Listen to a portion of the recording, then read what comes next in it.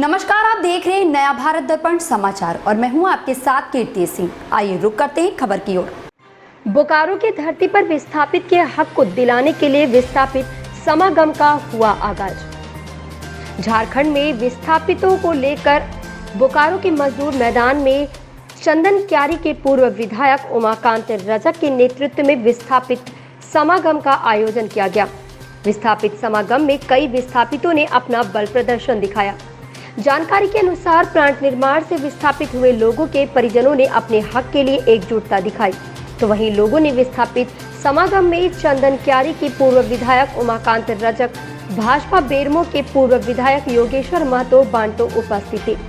दरअसल बोकारो सेल के द्वारा विस्थापित की समस्या को लेकर विस्थापित समागम का आयोजन किया गया था, जिसको लेकर सभी विस्थापित ने एकजुटता दिखाई। वहीं चंदन क्यारी के पूर्व विधायक उमाकांत रजक ने कहा कि अब वह समय आ गया है जो हम लोगों को एकजुट होकर इस लड़ाई को लड़ना होगा। उन्होंने कहा कि विस्थापित के लड़का अप्रेंटिस किए हुए लड़के, इंजीनियर किए हुए लड़के को नौकरी दिलाने के लिए आज हम लोग एकजुट हुए हैं। सेल प्रबंधन ने सेल को बेचने का काम कर रही है। आंखों को बैन प्राइवेट हो गया है, जिसके चलते लोग काफी परेशान हैं। शेखर की रिपोर्ट। 2021 का विस्थापित है, जहाँ विस्थापित का हर घर में पढ़े लिखे और शिक्षित लोग हैं, वहाँ एमटेक किया लोग हैं, इंजीनियरिंग किया हुआ आदमी है, पॉलिटेक्निक किया हुआ आदमी है, एमटेक किया हुआ आदमी है, डॉक्टर किया हुआ आदमी है, पीएचडी किया हुआ आदमी है। हमारे हर घर में कहीं ना कहीं वकील है। इसलिए मत समझना कि तुम्हारी चाल को हम नहीं समझ रहे हैं। वो 65 के समय में हमारे बाप दादा न पढ़े लिखे थे, लेकिन इस आंदोलन को मजबूती से लड़ने का काम करते थे। और आज तो हम पढ़े लिखे लोग हैं, हर घर में सोचने वाला व्यक्ति है, हर घर में समझने वाला व्यक्ति है। इसलिए हम समझने का काम कर रहे हैं और हमने समझ लिया है, हमने चोर पकड़ लिया, चोरी करने नहीं देगा, ये हम बताने के लिए आज इस मंत्रालय का काम किए हैं। और आज के समय वो जमीन किसका था? हम विस्थापित का था, लेकिन यहाँ बंदरबांट करने के लिए, जमीन का आवंटन लेने के लिए या जमीन का आवंटन देने के लिए वो विस्थापित का बेटा नहीं है। कोई विस्थापित का बेटा नहीं है जो जमीन का आवंटन करता है या जो जमीन का आवंटन लेता है। इसलिए विस्थापित भाइयों, या हम हैं और हमें नहीं देंगे, हम जान देंगे, लेकिन हम कहीं पर देने काम नहीं देंगे। इससे बहुत ज्यादा वो हम लोग करने के लिए हैं। आज विस्थापित अपना पसीना बहाया है, ये काम करता है कि हम अपना खून बहाएंगे, लेकिन विस्थापित का अधिकार को लेने का काम करेंगे। ये करने के लिए हम आपके बीच में आने का काम किए हैं। काम मत करो। आपकी लड़ाई अप्रेंटिस की अकेली की लड़ाई नहीं है, विस्थापितों का लड़ाई है। चाहे विस्थापित का ITI पास किया हुआ लड़का हो, चाहे अप्रेंटिस किया हुआ लड़का हो, चाहे MA पास किया हुआ लड़का हो, चाहे हमारा जो है वहां पर एमटेक किया हुआ लड़का हो, या हमारा इंजीनियर किया हुआ लड़का हो, चाहे पॉलिटेक्निक किया हुआ लड़का हो, हम लोग सभी की रोजगार की बात करने के लिए आज यहाँ पर आए हैं। हम आपको बता देना चाहते हैं कि ये मैनेजमेंट किस रूप से हमको मार रहा है। हमारा जब यह कारखाना स्थापित हुआ, उस समय यहाँ पर कारखाना में हम भी एक कर्मचारी के रूप में काम किया करते थे। उस समय यह कारखाना के अंदर 2.5 मिलियन टन का प्रोडक्शन हुआ करता था, जहां पर 45,000 मजदूर काम कर रहा था। और आज के समय में 4.6 मिलियन टन का कारखाना है, जहां उत्पादन हो रहा है, और हमारा मजदूर 9,000 या 10,000 अभी है। इसका मतलब क्या है कि हमारा यहाँ पर प्रोडक्शन हो रहा है 9,000 और 10,000 मजदूर में। ऐसा नहीं है। आज के समय में इस कारखाना को गिरवी रखने के लिए प्रबंधन ने मन बना लिया है। आज जाके देख लीजिए, कोकोबेन प्राइवेट में चला गया, प्राइवेट में चला गया, SMA प्राइवेट में चला गया, CRM प्राइवेट में चला गया, SMS का कास्टर प्राइवेट में चला गया। आज प्लांट के अंदर जितना भी क्रेन चल रहा है, सभी क्रेनों को प्राइवेट में देने का काम किया है। हमारा लड़ाई जो है मूल जगह पर चोट हमको मारना है, तभी हमारा विस्थापितों का नौकरी में अधिकार बन सकता है। नहीं तो लोग हम लोगों को विस्थापितों को कहीं पर जगह देने का काम नहीं करेगा। हम ये पूछना चाहते हैं कि हमारा 1500 लड़कों को अप्रेंटिस का तुम लिस्ट में नाम निकाला है, लेकिन हम ये पूछना चाहते हैं कि तुम अप्रेंटिस करा करके तुम 1500 बच्चों को कहां पर रखने का काम करोगे? अगर तुम्हारा मनसा साफ होता तो अप्रेंटिस कराने वाले लड़कों से तुम ये कभी नहीं लिखा था कि तुम लिखो कि हम आंदोलन नहीं करेंगे। इसका मतलब है कि तुम्हारा मनसा साफ नहीं है, कहीं ना कहीं हमें तुम ठगने का काम कर रहे हो। बहुत सारे नेताओं को इसने ये कहा कि हम तुम्हारा आदमी को ITI करा देंगे, तुम यहाँ पे अलग आंदोलन करने का काम करो। भाइयों, विस्थापित भाइयों, मैं आपको बता देना चाहता हूं, मैनेजमेंट का इस बार एक भी चाल हम लोग चलने नहीं देंगे, ये आपको बता देना चाहते हैं। आप सजग हो जाइए, आप जग जाइए और आप लड़ने के लिए तैयार हो जाइए। तो इस मैनेजमेंट का एक चाल हम लोग चलने नहीं देंगे। हम बोकारो प्रबंधन से पूछना चाहते हैं, अभी वक्ताओं के वक्तव्य से आपने जाना और आपको हम बताना चाहते हैं कि आप ये सतर्क रहने का काम करिए। ये मैनेजमेंट हमारा नहीं है, यहां का जो जनप्रतिनिधि है ये भी हमारा नहीं है। इसलिए विस्थापित के पास विस्थापित का एकता है और विस्थापित का एक स्थिति रहेगा, ये कायम रहेगा तो हम अपना हक और हकूक लेने का काम कर सकते हैं।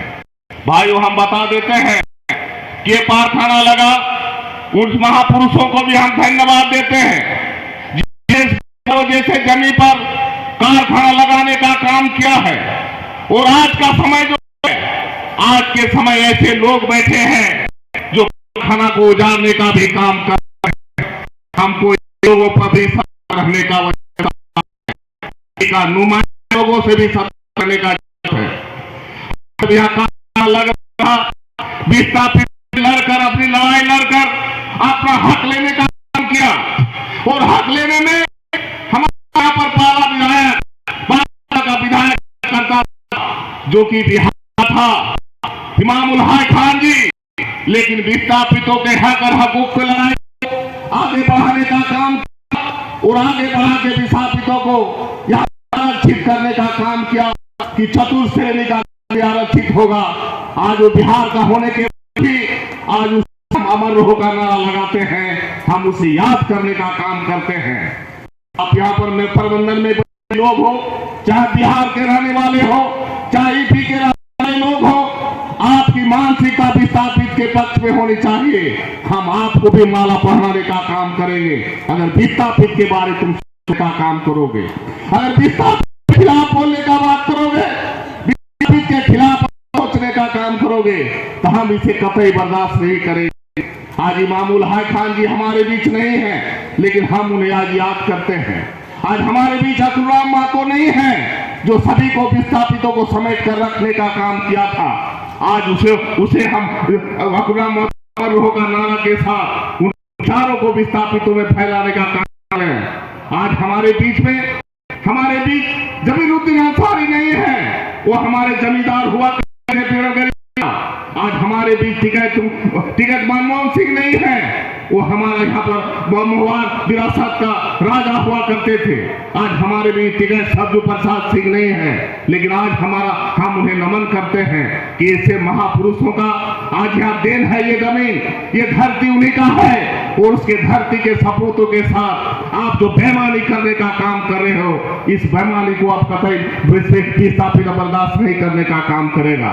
आज ये समझ लेना कि आज विस्थापित आया है, ये मत कि कुछ लोग आए हैं, हम लोग आज ये समागम किए हैं। समागम का मतलब समझ लो कि 64 मौजा का लोगों ने जमीन दिया है और 64 मौजा का सभी जमींदार यहाँ पर आए हैं और इस समागम एक संदेश देगा कि 64 मौजा का लोग लड़ने के लिए तैयार है और तुमने 64 मौजा के लोगों को जो विभक्त करने का काम किया था वो तुम्हारा उसके निदान का रास्ता खोजने के लिए आप सब जो आए हैं, हमारे विस्थापित गांव 64 गांव के लोग, हमारे अभिभावक आए हैं, हमारे नौजवान साथी आए हैं, हमारी माताएं बहनें आई हैं, हम सभी को हार्दिक जोहार और नमस्कार करते हैं और आदाब करते हैं। और इस बोकारो विस्थापित मंच के इस कार्यक्रम को मुकाम तक पहुंचाने के लिए और आम जनता तक पहुंचाने के लिए हमारे जो पत्रकार मित्र भी आए हैं, सभी को हम हार्दिक अभिनंदन करते हैं। भाइयों एवं बहनों, आपने बोकारो के विस्थापित होने पर गर्व किया है और आपको गर्व भी है कि आप बोकारो के विस्थापित हैं।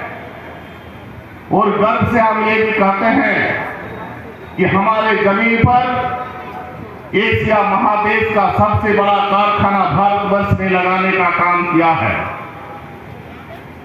अगर एशिया महादेश का सबसे बड़ा कारखाना लगाने का काम अगर किया है तो हमारा अधिकार भी बनता है और हमारा हक भी बनता है।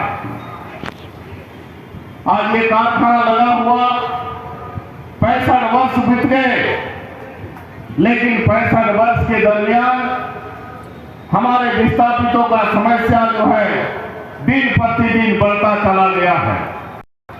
इसका मुख्य कारण है कि कहीं ना कहीं ये बोकारो प्रबंधन विस्थापित विरोधी मानसिकता के साथ काम करने का काम कर रहा है, जिसे हम आज यहाँ पर बोकारो प्रबंधन को ये बताने के लिए ये बताने के लिए भी आए हैं कि आपकी जो विस्थापित विरोधी मानसिकता है, इस मानसिकता को बदलने का काम करो, नहीं तो आप फिर शांत बैठने वाले नहीं हैं।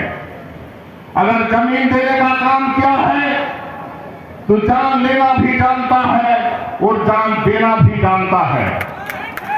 इस आपको ये चेतावनी के तौर पर ये बात हम बताने के लिए आए हैं कि आपने जो किया, हमारे अभिभावक सभी लोग आपके चाल को समझने का काम किए हैं।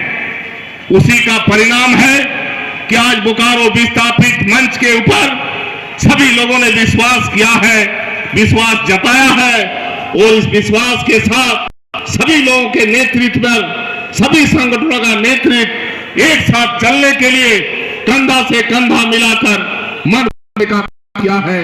और हम आपको बताना चाहते हैं, जब हम सब एक साथ मिलकर चलने जब संकल्प लिए हैं तो आप ये समझ लो, जो विस्थापित के सभी संगठनों का मंच है और आज बोकारो विस्थापित मंच के तत्वाधान में महुआ स्टेट के टिकैत मनमोहन सिंह जी के इस खेला चंडी मैदान में इस सभा के सभापति, बोकारो विस्थापित मंच के संयोजक बड़े भाई आदरणीय हाकिम प्रसाद महतो जी, इसी लगातार 5 दिन से हम लोग यहाँ 2 घंटा 3 घंटा शाम के समय बैठते हैं और आज दिन भर यहाँ रहने का मौका मिला। बोकारो स्टील प्लांट को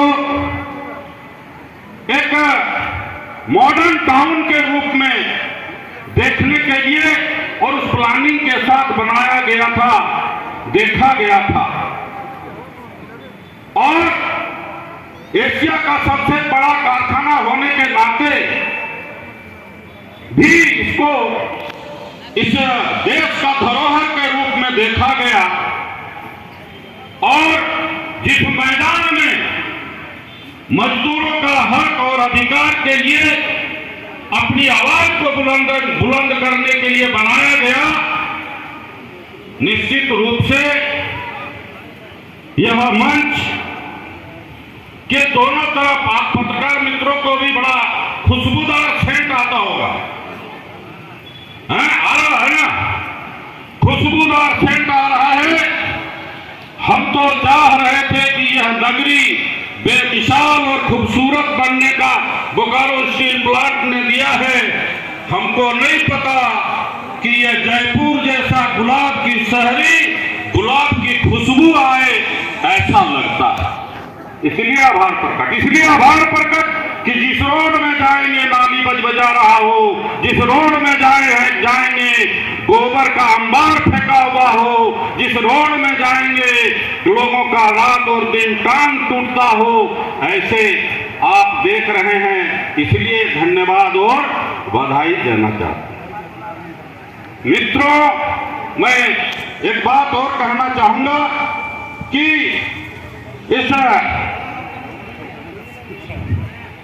हम इस पर आते हैं कि लगभग हम सब मिलकर के बोकारो स्टील प्लांट के अंदर में हम लोग अभी